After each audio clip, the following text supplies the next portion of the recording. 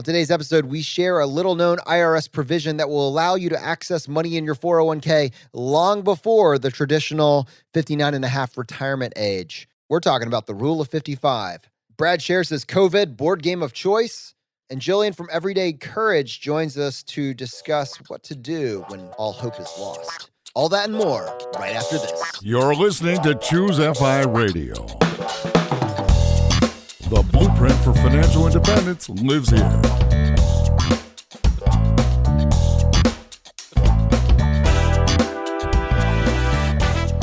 If you're looking to unlock the secrets to financial independence and early retirement, you're in the right place. Stay tuned and join a community of like-minded people who are getting off the hamster wheel and taking control of their lives in the pursuit of financial independence. Choose FI, your home for financial independence online.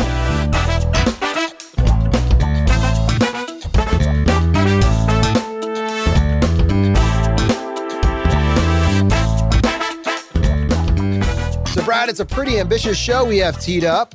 What's going on in your personal life? Wow. Abrupt transition much? I was not anticipating that.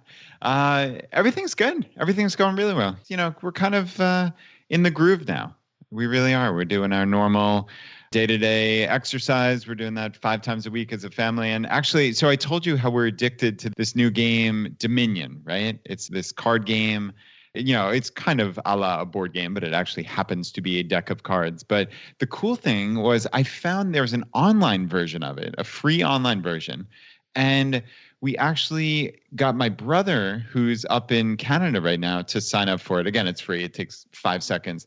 And we opened up a Zoom chat on 4 different computers here in the house, plus my brother, and also opened up this Dominion Online, and we were actually able to play. It was almost like we were in the same room because we're talking through Zoom, we're playing a board game, and the interface is so slick that it's probably better in some senses. You don't have to shuffle the cards, you don't have to deal them out, like it moves quicker. And because we're on Zoom, albeit it's minimized in the background, like we're just talking as if we were in the same room. I mean, we talk about silver linings, right? Like we're looking for silver linings. Like we would not be playing a board game with my brother every day.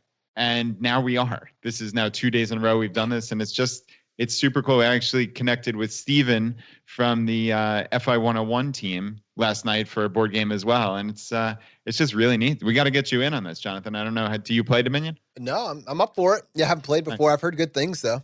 So it's a deck building game, right? Yeah. I don't know what the most premier example of that would be. It's like a less extreme version of like Magic. Is that kind of the same genre or? I never played Magic, honestly. But yeah, it's a deck building. I think this is like one of the original deck building games. Oh, okay. So yeah, David Gardner from The Motley Fool was the one who actually told me about it. I know when we went up there a couple of years ago, he sent me a whole list of his favorite board games, and he said this was his favorite deck building game. So yeah, maybe we'll see if David could get in on the online action as well. Yeah, we're all in lockdown together, right? I mean, that's what's happening. Hey, all right, so question about that. So you're saying, are you playing an app? Are you all via Zoom? Like what's the actual mechanism there? So it's just dominion.games. You just go to that website, you sign up for an account. The user interface is much better on like a laptop or a desktop than your actual phone. So you're playing that. But then my idea was, hey, let's call up Zoom as well, just in a totally separate thing. And you're good to go because you can talk. Like on my screen is the Dominion game. So I'm not seeing my brother. I'm not seeing my wife and my daughters, but I'm hearing them. We're talking back and forth because Zoom is running concurrently. Nice. Yeah. And there's actually a bunch of really good games on the iPad too. A lot of the ones that we both really enjoy, they've made great iOS versions for. So I know you like Splendor. They have a fantastic iOS version for an iPad.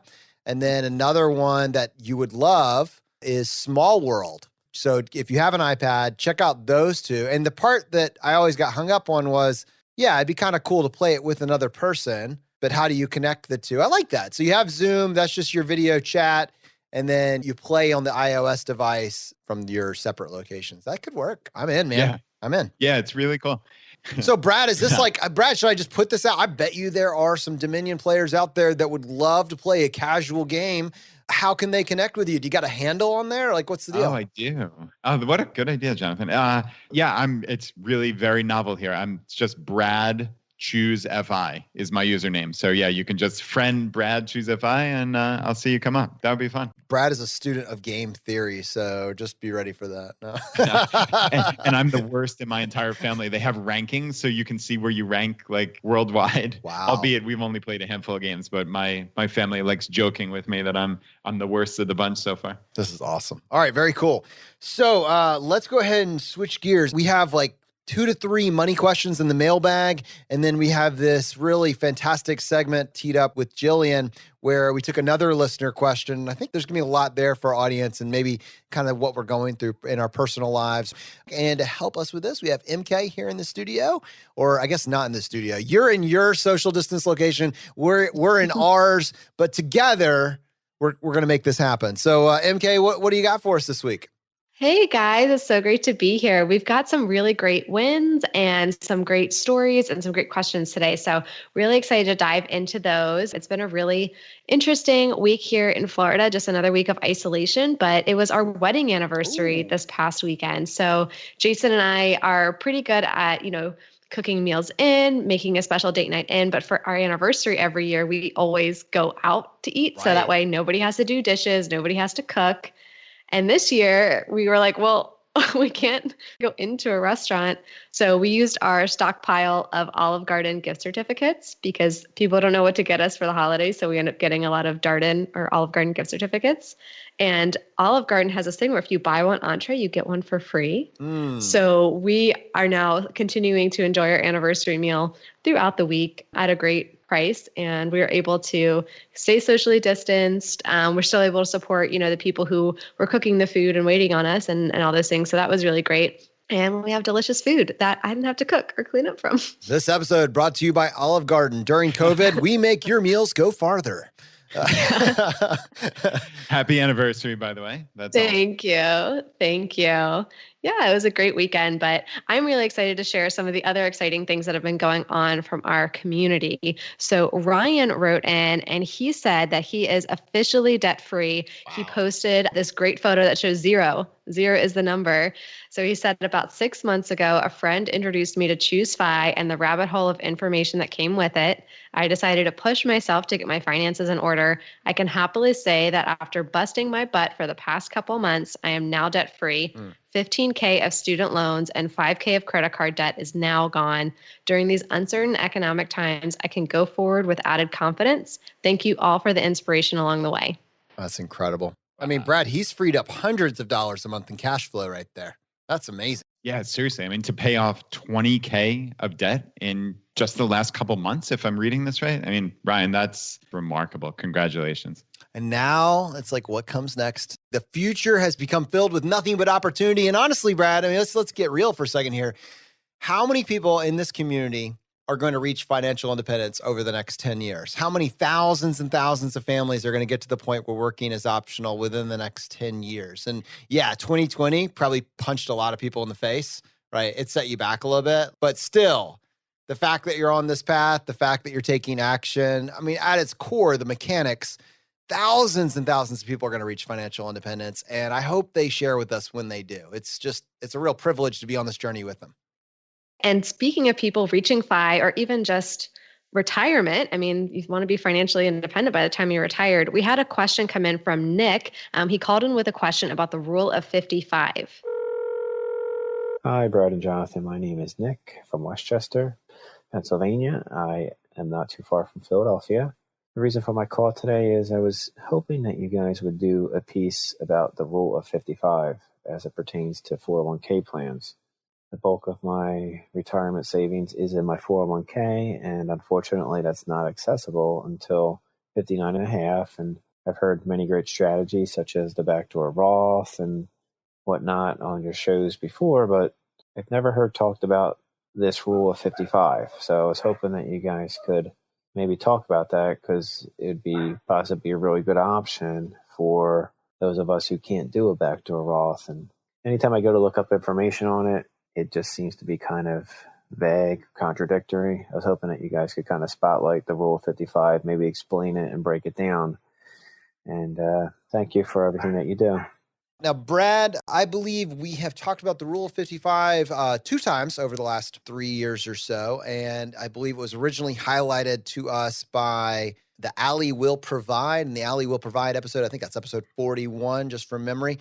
But we'll see. I could be right. I could be wrong. We'll find out in post.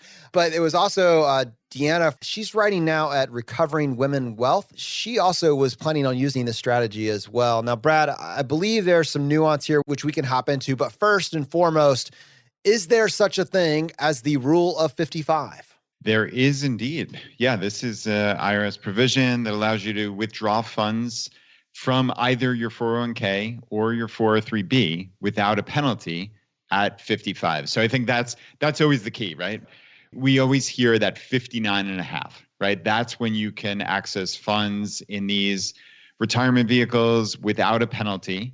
And how can you access them early, right? And clearly we know there's still income tax if this is a pre-tax account. If this is a regular 401k, not a Roth, right? Because Roth money went in after tax, so therefore distributions are tax-free. So we're talking about a traditional 401k, and obviously any withdrawals are going to be subject to income tax. So that's not what we're talking about. We're just talking, how can you access this money before 59 and a half without penalty? So Jonathan, yes, the succinct answer to the question is, this is legitimate, it's real, and it allows you to access your money a little bit early in this case. Yeah, I mean, this is massive. I mean, we always talk about the 59 and a half as kind of, all right, 59 and a half, that's the age at which you can access these without penalty. But there are some massive caveats here that it'll apply to a huge swath of the population that really, I mean, for the vast majority of people, you should be thinking about this in terms of, oh, there's a pretty good chance I could get my money at 55 if I wanted it without penalty. We're going to break down when it would apply and what the caveats would be for when it wouldn't. The first thing is, like, when can you do it? It's the calendar year that you turn 55. So if you get laid off from your job, like 2 months ahead of your 55th birthday, fine.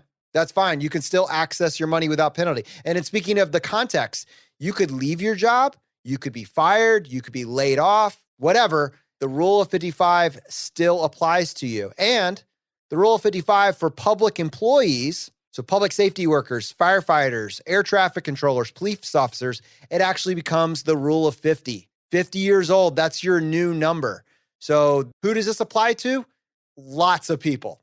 And Jonathan, it's important to say that while it's very precise on, again, for the rule of 55, that you have to turn 55 in that year, it can be between 55 and 59 and a half. It's not like if you're 56, this doesn't count, right? Yeah. So that's the floor age. That's the important part here. So it doesn't matter if you were laid off or fired or quit. It's the timing that matters. But another important thing here is it has to be from your current employer's 401k or 403b. So it's not, oh, I have 401ks from a company 20 years ago. It's the current one, right? That is absolutely correct. But that does not mean that you should write this off. Like, think about this. You know, let's say you've worked with 3 or 4 companies over the years. If you've been with this company for the last 3 or 4 years, and usually your peak earning years are the later years, right? Let's say you're leaving at 55 and you're done. So 50 through 55, you're probably making more than you were when you were 22, which means you're likely, you know, avoiding the higher marginal tax bracket by maxing out your 401k. 5 years, maxing out your 401k, you're going to have $100,000 in there easily, right? You're going to have $100K with this most recent 401k employer, which means that money, that $100K, is available to you without penalty, still subject to the marginal income bracket that you find yourself, still taxed at ordinary income levels, but you're avoiding that 10% penalty. I mean, this is a big deal. No, it certainly is. And again, there's a ton of nuance here. And obviously we would tell everybody to do your research, you know, talk to your HR department. There might be additional factors, you know, that we're just not specifically pointing out, but this is certainly the concept, right? And one other thing I did want to point out is you can theoretically roll money over from prior 401ks and IRAs into your current 401k in many cases. So it actually, while that we just said is a limitation, now this is going to be dependent on your company and your HR and all that stuff. But there are many companies that do allow you to roll other funds into your current 401k. So then that all becomes part of this current 401k, Wow. right? So yeah, which is super cool. So that's a big benefit. But again, you have to do your research, you have to do your due diligence and ask your HR department, et cetera, et cetera.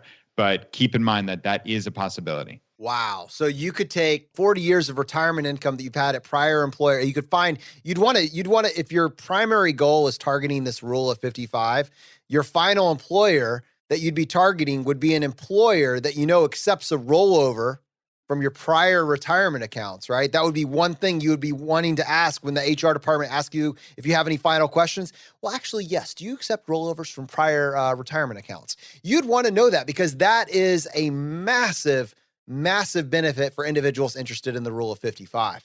Great question. That's a great question. And Brad, great answer. And a couple of weeks ago, we talked about how are people pivoting during this time right now. Nobody could have ever anticipated the degree to which the world has shifted and so quickly. And so we put out a call to understand how different businesses or different individuals are pivoting. So Jessica wrote on her Facebook page about what she's seeing 2 local restaurants in her area do. She said, 2 of my favorite restaurants are taking drastically different approaches. When my state-made restaurants go to takeout only, one immediately closed temporarily. I guess they thought this would only last a couple of weeks. They aren't offering takeout, curbside pickup, or delivery. They're just closed and send out an email once a week asking people to buy gift cards to help support them. So then, once they're open, they can go and visit. She said the other one fully adapted. They went to a limited menu with curbside pickup and free delivery within 8 miles. They offer ready-to-eat meals as well as meal kits with instructions. They have taken the excess food and offer it as groceries, and the prices are on par with the grocery stores. They offer meats, produce, including fresh OJ, dairy, pasta, coffee, and pantry items like their house hot sauce, flour, and honey. Today, they partnered with a distillery that has converted to hand sanitizer and are offering small spray bottles and wipes. So 2 examples there of 2 businesses in the same industry pivoting in a different way that works for them. This is massive. And I wish I could say that what's going on in the economy, this was just going to end tomorrow. I keep hoping to wake up, turn on my phone and scroll endlessly through the news feed and just see, all right, it's all over. It's all behind. It's not. This is going to drag on, unfortunately. But in the midst of all this, you see examples of just businesses in any industry, a few of them who have figured something out. And the cool thing is that's replicable. In many cases, find out how another business owner in your niche is pivoting, pivot right along with them. What an opportunity for restaurants that you might historically not have had a strong drive-through game. You might have always wanted to, but you felt like you were limited by your location, how much space you had in your parking lot, whatever the makeup of your business model, you couldn't quite get there. Now you're being forced to. What if this is the best thing that ever happened to your business model? What if this is actually the future? And because you're hopping on this before others, you're able to completely crush this. I was driving by a Chick-fil-A the other day. They're running 2 drive-throughs with cars lined around the block perpetually. I mean, it's crazy. So if you can create this at a small scale for your local business, you might not ever go back. You might open up opportunities you haven't even imagined before. I'll give you one more example, and I'm sure we can think of some more as we go. A photographer goes to my church. I'm sure that business has dried up right now, right? There's not a lot of it. What she offered to do for members in the church is do a social distancing photo shoot for free, just to document how people in the church, how they're responding to this, what their families are doing, that sort of thing. Because there's not business that's happening right now anyways. You know what she's doing? She is fostering incredible levels of goodwill, incredible levels of exposure. And you know what my response was? She came and did it for us, created some amazing pictures. My first thing I said to my wife was, as soon as this is over, we need to have her come back and do another shoot, right? We need to come back. She is going to be able to exponentially increase her client base, her level of exposure, and do it through the lens of goodwill. How many other businesses can do this? You're in Facebook marketing. There's a business that's struggling right now. You could say, I know you're struggling. I know you're hurting right now. Let me just do this for free for you right now. Let me prove to you what I can do. And then when times are good again, guess who they're going to lean on? People remember this. Who was there for them when times were rough? This is an opportunity in every industry.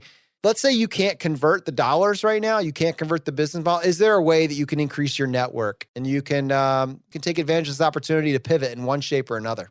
Yeah, and there's a lot of collaboration that can take place. In Jessica's example with restaurants, I mean, they're partnering with a distillery for hand sanitizer, which is a cool pivot in and of itself. But I would imagine, depending on local laws and such, but they could partner with that distillery to sell actual alcohol, right? And help keep both of those local businesses going. I mean, I think there are ways that even restaurants, like it's a rising tide lifts all boats scenario. Like, hey, if we can produce something that's really great in terms of maybe scaling this, right? Like for the delivery and banding together with 10, 20, 30 other local restaurants and make it a robust delivery system, maybe we all benefit from this. So whereas maybe some people without like an abundance mindset, with like the more scarcity mindset, might have said previously, oh, that's my competition, I can't work with them, yada, yada, yada.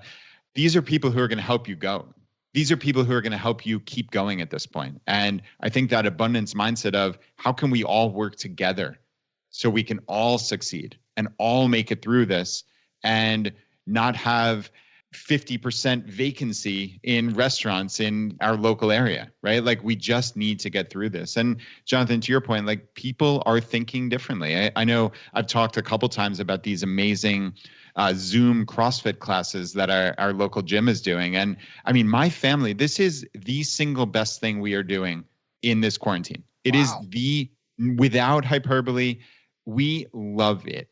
We go 5 times a week now, the 4 of us, my 2 young daughters, my wife and I, except for some off days here, but 3 of the 4 of us are there 5 days a week. And it is just the anchor to our day. I mean, to the point where I don't know if I want to go back to the gym at this point. Like, don't tell Jen that. She's no. What I'm saying is, if she ran this Zoom class 12 months a year going forward, I would do the Zoom. I would pay the exact same money as normal. It is better. It's a better experience for me because I don't have to leave the house and add that extra 40 minutes going back and forth and getting there early. Like I can stroll down to my garage at 8:58 in the morning. I've been slacking on this, dude. I'll be honest with you. I have not been there. What's what time is Jen doing these classes and how do I find that information? Yeah, it's 9 a.m. is the one we go to. She's got one at noon. I know our buddy Andrew Frieden from the local NBC goes with his family at noon. So it's, there's a lot going on. But, we're using this as an example, right? Like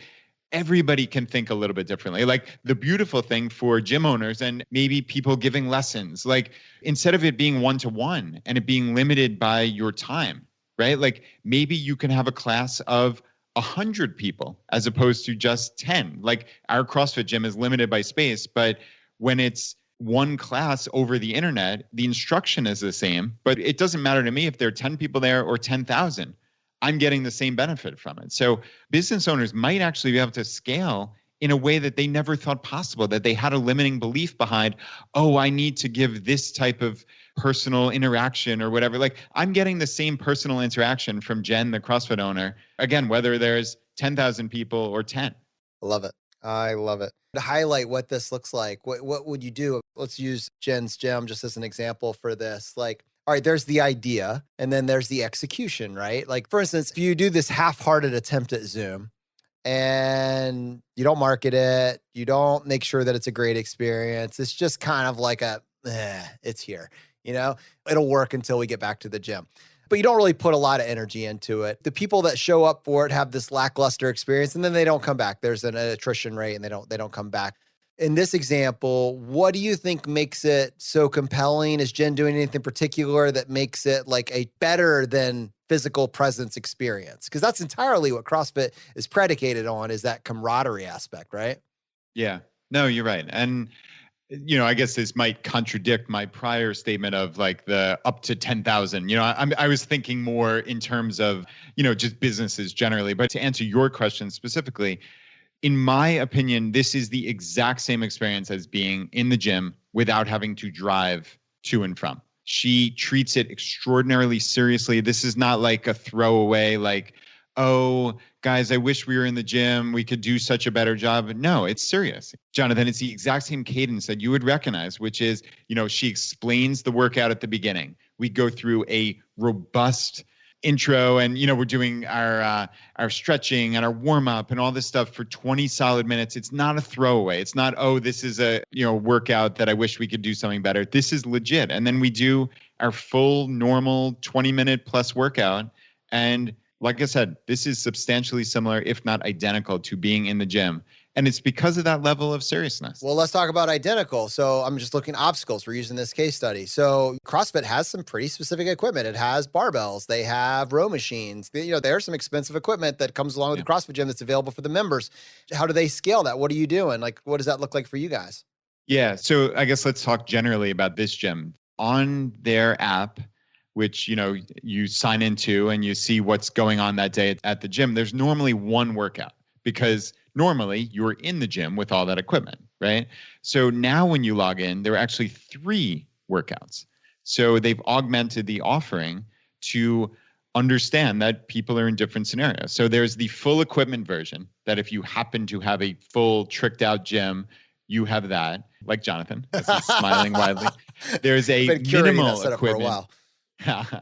There's a minimal equipment version, which is pretty much just, do you have a dumbbell? Do you maybe have access to a jump rope at most? If not, you can work around it a little bit. And then there's a no equipment version. So there is simply no excuse. If you have your body, which presumably you do, you can do the no equipment version. So it just gives you options. And I guess for us then, if you're asking, specifically about our family, we have 4 of us. And, while we have a decent bit of equipment, there are limits. So it takes a little bit of creativity that the 4 of us can't jump rope in our garage at the same time. We'd be maiming each other with the rope, right? So one of us will sub in running if there's a jump rope, or we have one of those assault bike type things, and one of us will do that. So we just kind of work around, the minimal limitations there are. So again, is this perfect world?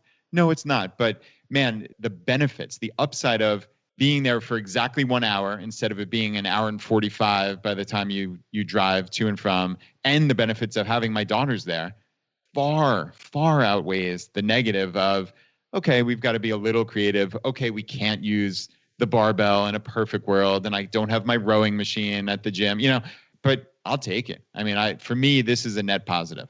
All right. Now, this segment was clearly not sponsored by CrossFit or by Jen's West End CrossFit gym location, which can be found at crossfitwestend.com, which will be linked in the show notes. Clearly was not sponsored by them. Having said that, they are good friends and they have a great product. And since we're talking about something that does not require that you be in a local proximity, it's kind of cool. So think about that. If you're looking for a gym or not, doesn't really matter.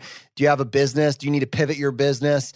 Work through those. What are the obstacle pain points? Dive deep on that and figure out, is there a way that I can pivot and I can take this? And then look at it, figure out, are there opportunities here? What moves me in that direction? You don't have to just keep your head in the sand until this is all over.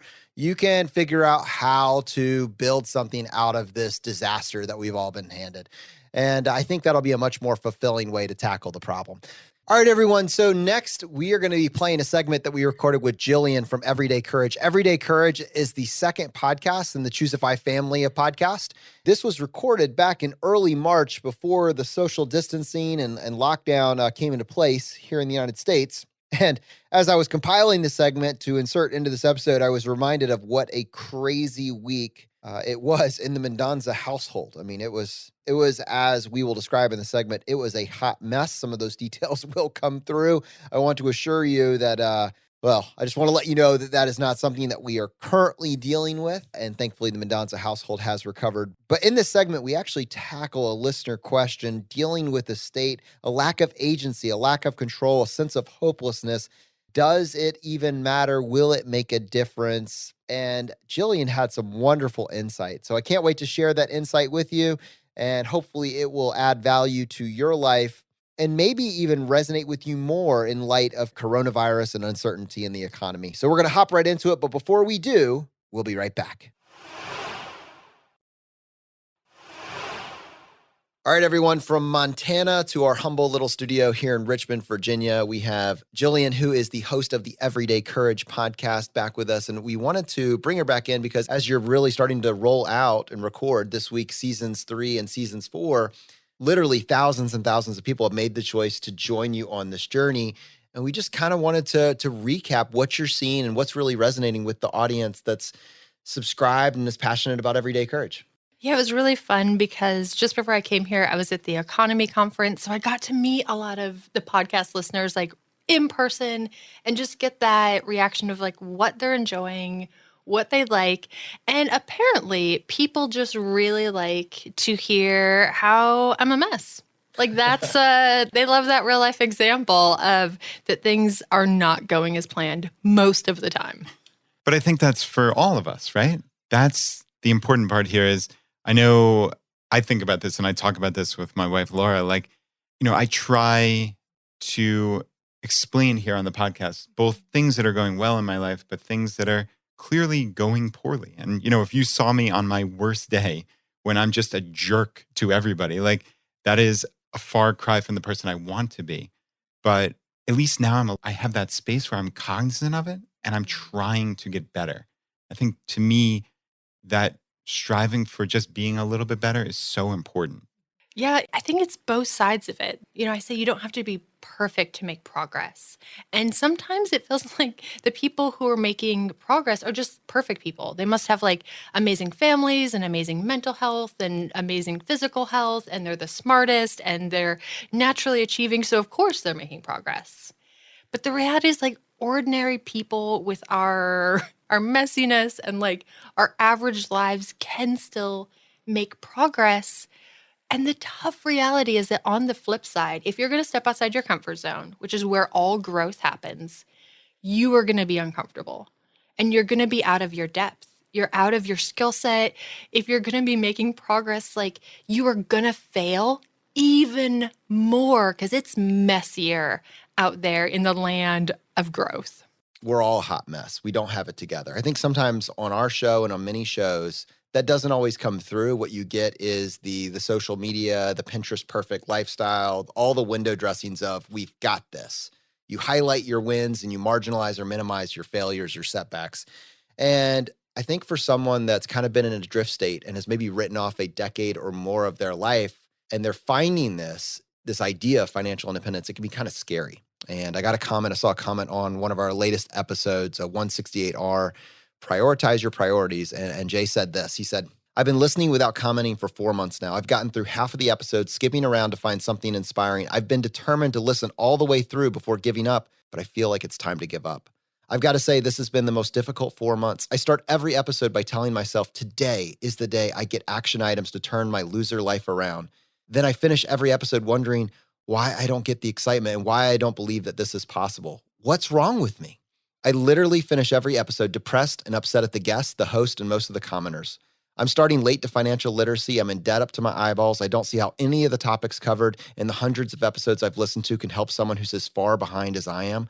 Everyone is either 1, a natural saver who's optimized, 2, some sort of genius who's just better than most people at everything, a Stanford grad from South Carolina, etc., or had a great family who taught them and guided them into a life that worked. I'm too stupid, useless, and too far behind for any of this to ever work. I just can't listen anymore. And honestly, I'm not sure if there's any hope left. And I wonder if, as intense as that is, there isn't a bit of all of us that wonder, is it too late? Am I just locked into the life I chose? Man, that hits me so hard because I struggled for so long in feeling like the story I was written into and all of the things I had gone through, like, it's just not in it for me. Like, there isn't a lot of hope. There isn't a lot of possibilities. And it was a hard decision I made. I'd made progress in my personal life. But before I decided to be a content creator, I had so much shame and embarrassment about my life and choices other people had made that I was like, I don't know if I want to talk about this. Like, I don't know if I want to share the hard stuff and the messy stuff because it's hard and it's messy and it's embarrassing. But I think that you need to hear those stories that, like, yeah, if you're in that place, like, it is hard and it's messy and it's embarrassing, but there is hope. There is a path forward, and it's imperfect people who continue to show up for themselves and in their lives and make progress. And it's not easy. Like, I'm never going to be like, this is fluffy. And like, real life can be really gritty, but it's possible. Yeah, and we're all imperfect. I think that is such an important point to get across. No matter how great your life seems or the guest's life seems, we're all imperfect. And we're all just trying to kind of muddle our way through lives, right? I feel sometimes like I'm in a dark room and I'm just flailing around. And like, I suspect strongly people from the outside are looking at me and saying, oh, look, he has everything. But yet I still feel like that lost little kid sometimes. And I strongly suspect everyone feels like that. You know, a lot of it is, it's about, like you said, hope. It's about also perspective, which is interesting, right? So, I mean, clearly it sounds like Jay here is in a spot where they just need a little bit of hope, right? And again, like I said, perspective. We talked about the Stanford grad from South Carolina, but if I remember correctly, the story for me, from my perspective, was this was a woman who grew up in poverty. And she talked about her friends and teen pregnancy and not being able to get out of Myrtle Beach. And she found a way to get a scholarship to a governor's school and then make her way to Stanford. And that to me was a story of hope, as opposed to looking at it and saying, oh, she's a Stanford grad, so I'm going to write her off. I think it's so easy to write people off because you're not hearing their story. And I think at the heart of it, for me at least, it's little successes beget more successes. And what I would implore someone who's listening and who's maybe in that hopeless spot is just do one little thing today. It might seem like you're never going to get anywhere you want to go, but do one little thing today that's going to make your life better. And do one little thing tomorrow. I don't care how little it is, but that psychological success, it just starts snowballing. And to me, I've seen amazing things in my own life over the last 10 years because I took one little step and followed it by another little step.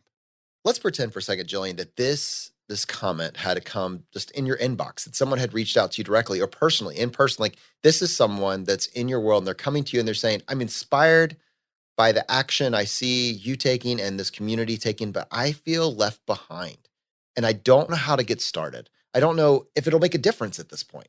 What's your gut reaction to that? My gut reaction is me too.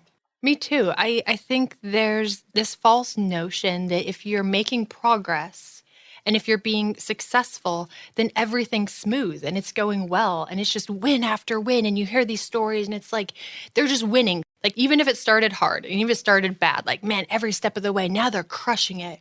Or once I get to fire, once I get to this thing, then everything's going to be awesome. And the reality looks like being out of our depth. It looks like things being messy. It looks like us trying to figure stuff out and awkwardly stumbling through it. Like, that's what progress and growth actually looks like. And so sometimes it's an unrealistic expectation. And it's easy from the outside looking in to be like, wow, they're crushing it. For example, I was at Economy. I'm standing on a stage in front of a couple hundred people, this beautiful stage. It could be easy to say, wow, that's it. Like, you've arrived. You are the motivational speaker at this event. My sound, I was mic'd up incorrectly. I have never worn this kind of mic. My sound was messed up the whole talk, and I'm out of my depth. I've never worn this mic. I don't know how to fix this on stage. So I'm stumbling through this sound. I didn't know that I wouldn't have speaker notes. I didn't find out till the day before, and my speech isn't memorized. So I'm internally freaking out because I have to memorize this thing, and I'm so scared that I'm going to forget part of my talk. It's a hot mess. Now, to the audience, they were like, that was my favorite speech. Like, that was so good. But the reality of in the throes of it, while we're making progress, even if it looks like we're crushing it, if you're growing, you're out of your comfort zone. You're out of your depth. You're out of your experience. Like, it feels like you're floundering in the ocean and you're not that great of a swimmer yet. Yeah, I mean, I certainly, even with all of the bandwidth that I feel like I've been able to reclaim over the last 5 years, like yesterday, I'm cleaning up vomit off the floor. My son is projectile vomiting in the room. Like, my kids are sick constantly. I'm chasing one pediatrician after the next, and you're just trying to like keep everybody healthy and keep everybody, keep the ship moving forward. It's not just this rocket ship to this promised land. What comes to mind is I heard there was just like this resonated with my soul, that like, because you can feel the pain behind a comment like that, the sense of hopelessness. And while you don't know all the nuance of this person's situation, I'd love to follow up and just find out what is practically going on. How do you cut through the noise for someone? You can't fix everything overnight, and you really shouldn't try. It's probably going to be focusing on less and trying to prioritize what you need to focus on. If you're talking with an individual, finding more about the nuance and what's going on with their story, how do you counsel someone to get some perspective on what actions they could actually take?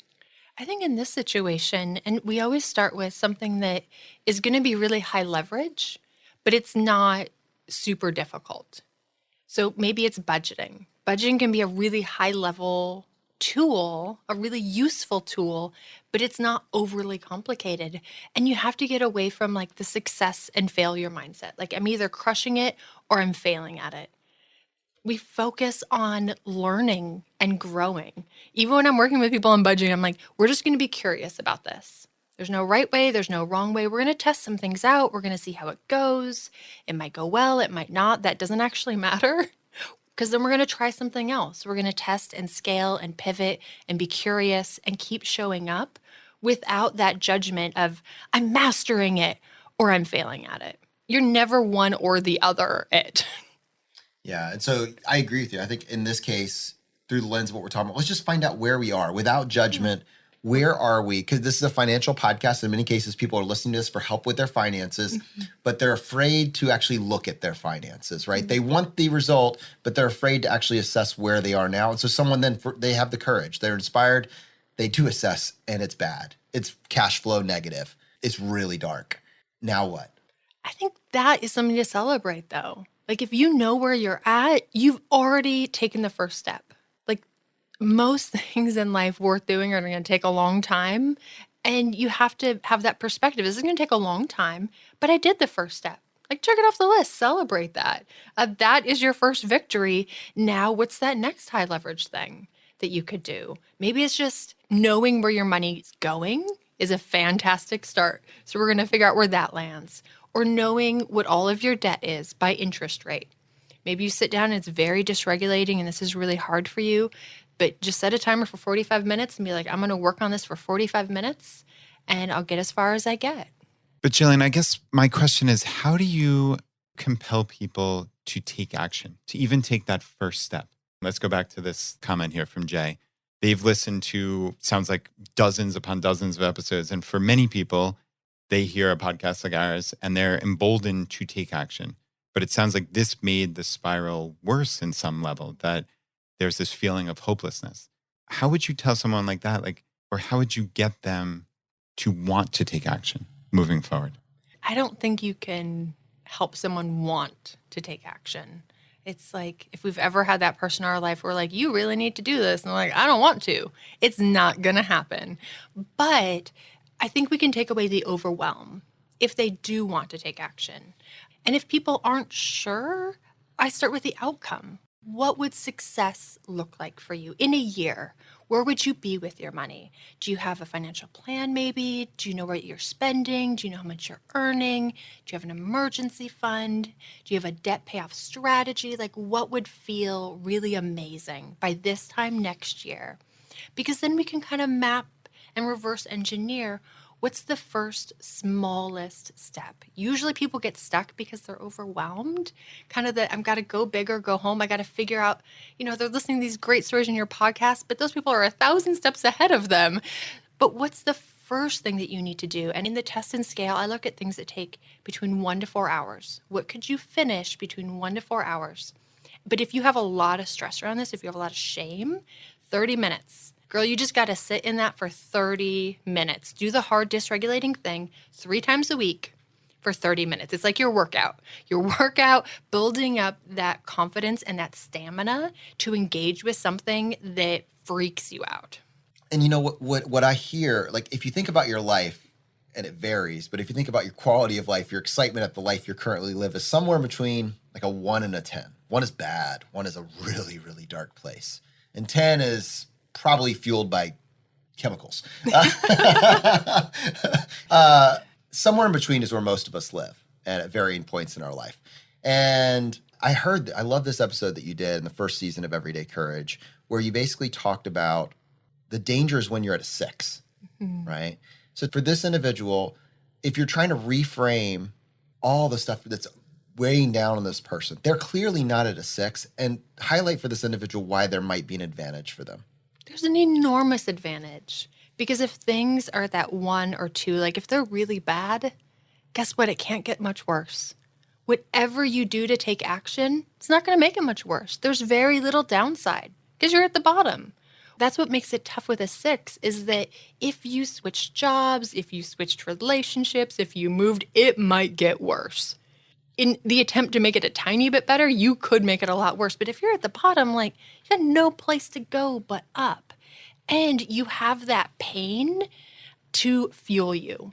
Because change is hard, change is painful, but the pain of staying the same might be greater than the pain of change. And you don't have that kind of fuel at 6 because it's just not that bad yet. I want to make a case for this individual that they should be following you on this journey, because I think what you're creating, like the way that you're framing this for the first season and the second season and beyond, is the journey that this person's on. The first season is focusing on your best year, your best decade. And this person's already having the worst year ever, possibly the worst decade ever. They want something different, but they're trying to find that piece that they can relate to, that whatever it'll take to get them to get started. And I love this quote, and you're quoting someone else, so I'll just go straight to the source. Bill Gates talks about how you overestimate what you can do in a year, you underestimate what you can do in a decade. This person didn't find this 10 years from now. They found this now, and they're at the point where they know they just can't maintain current course. They're trying to figure out how to get started. So what if through the first season, which is why I love how you crafted Everyday Courage, you're talking about what is building that roadmap? What are these small successes, these small wins that you can build in? What would success look like over the course of a year? And then after you have buy-in from an individual, wow, I can visualize this. This is what I'd like to see.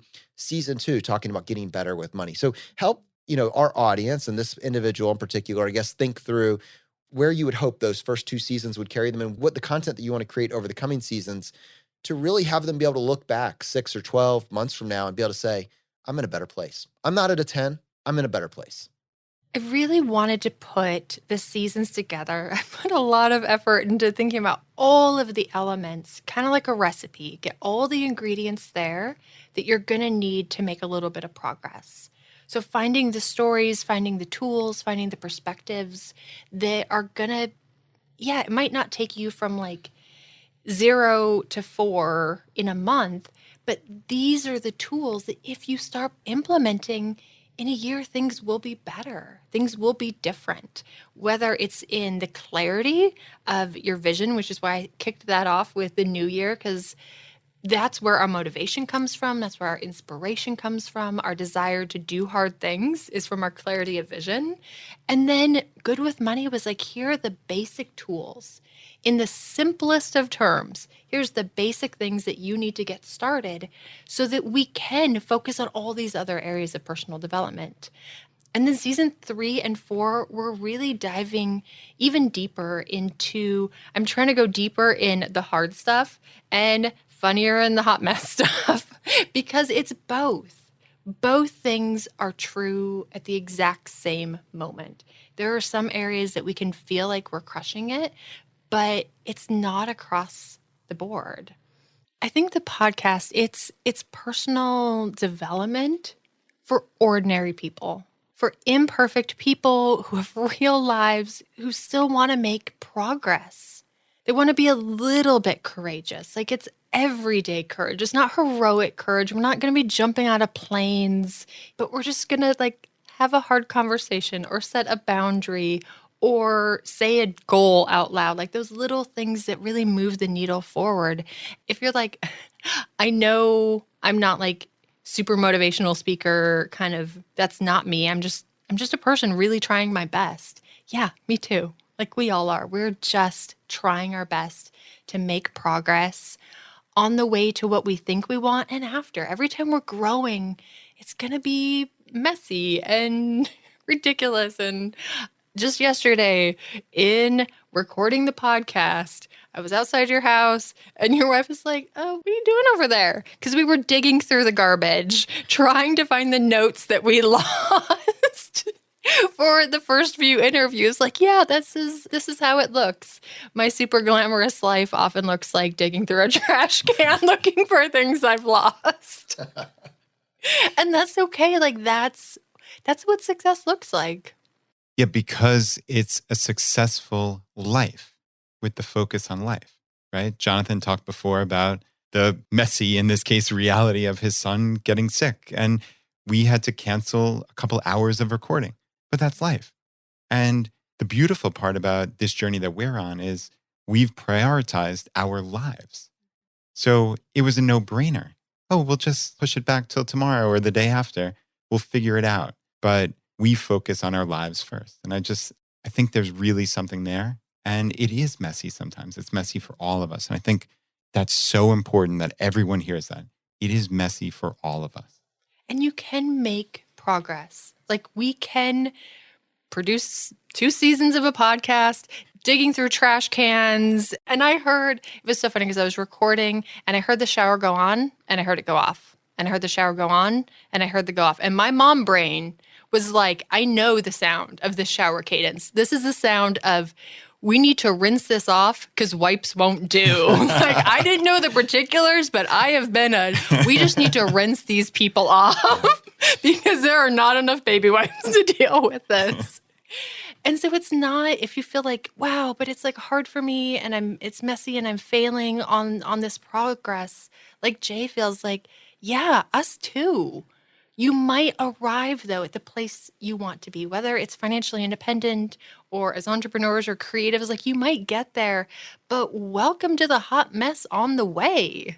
And 1% action, like getting 1% better, this idea of 1% better, it's tough to wrap your mind around what that might be. But imagine like your 30 minutes, your 4 hours that allowed you to assess that your cash flow is in really, really bad shape, right? That's your 1% that day. Maybe it takes you a whole week or 2 weeks or 3 weeks to pull it off, but now you know, and it's just as bad as you thought. But now you know, right? And now you're able to wrap all of those debts up, all those cash flow issues up and say, all right, here's what I can do and here's what I can't. And you just don't worry about what you can't fix. And you focus on that little debt that you can fix, that one payment that's running wild that you can fix. And once you get that sorted, you roll it into the next.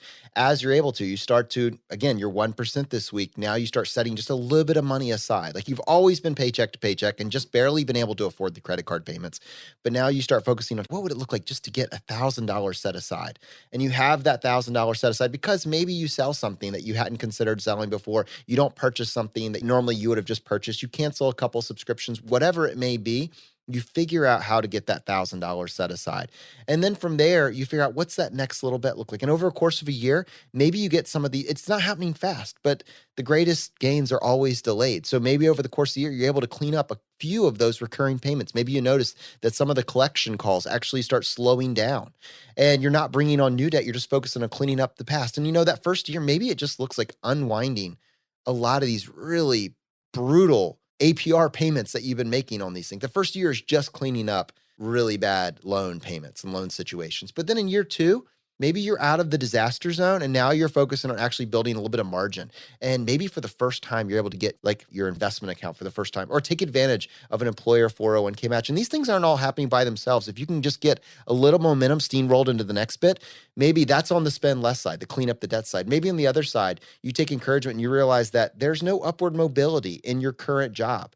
And you're like, well, maybe I need to change sectors. What would it look like for me to get a different job, something with a little bit more upward mobility? But you start giving yourself permission to actually assess what would it look like to earn more. I can only go so far on my current income. What would it look like to earn more? And it's just that you're giving yourself permission to dream just a little bit bigger. And you're looking for the information that serves you at that next inflection point. You're not trying to solve the FI part right now. You're just trying to solve what's the next smallest little piece that I can implement in my own life. Like, all of those are great tactical things. Even on the emotional side, oftentimes when people are in a bad spot, there's so many mile markers and so many actions they can take to have a better relationship with money. If I can get a person to the point where they will open their bills, because there is that stage where you like leave the bills on the counter and then they silently shame you from across the room. So you start hiding them in the cupboard so you don't have to look at the shame bills. If you can make progress to where you open your bills, that's a win, because you're never going to get where you want to go if you can't open your bills. if you can't handle looking at them, to where if you could just sit down with your money and like look at it once a day, like open your accounts once a day, like that's huge progress. Because people who do eventually become financially independent, they're not scared opening their bills. They figured that part out. They're not scared looking at their money. They're not scared seeing where they're spending. You have to develop that comfort level and count all of that as a win while you're doing these technical, 1% better steps. Yeah, and the 1% better is certainly not limited to just finances, clearly, right? Mm-hmm. This is a holistic concept. I mean, I think about my own health and fitness journey over the last decade. And I mean, Laura and I, we look back on what we used to eat and it was comical. And, we don't beat ourselves up about it because that was what we were going off of at the time. And we've learned new information. I mean, literally to the point where we used to eat this thing called pasta bake. I think like one of the major companies made this pasta bake. And we would have a pound of pasta, all this cheese, and a loaf of garlic bread between two of us. I kid you not. And then we would just slowly, talk about, this is what I think about in terms of 1% better. Like, then we said, okay, we could probably get by on a little bit less garlic bread. So we cut it in half and we froze the other half. Okay. And then it was a third, and then it was a quarter. And then one $1 loaf of bread lasted for 4 nights. I know this sounds so silly, but they're the important things. They are the 1%. The thing that cracks me up about that is that I think Jim Gaffigan has a bit about the pasta bread bowl. No kidding. And if Jim Gaffigan thinks that it's unnutritious, then we know it's a problem. We know it's a problem. It was a problem. It was a problem. So if you're listening to this and you're like, I like that. I don't have heroic levels of courage, but I could visualize myself being a little bit more courageous this week and every week thereafter.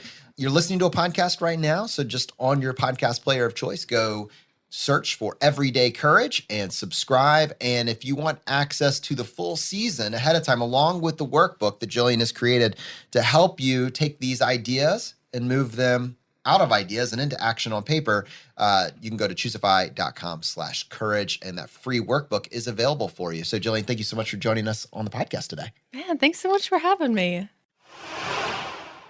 MK, what are you thinking as content officer? And you've been thinking a lot about the user experience and that sort of thing. Like, where would you, based on your conversations with the team, where would you want someone to go on the website? Like, do you still want them to go to choosify.com, the homepage? Is it choosify.com/start? Yeah, right now I would send people to choosify.com/start because that is where we've really compiled the best information.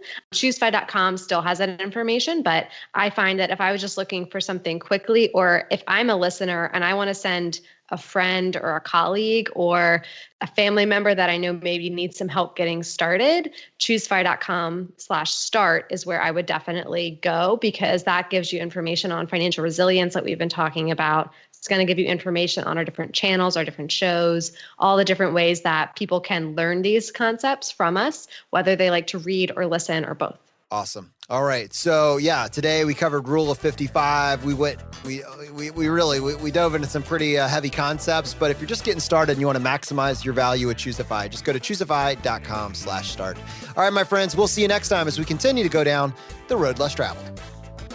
You've been listening to Choose FI Radio Podcast, where we help middle-class America build wealth, one life hack at a time.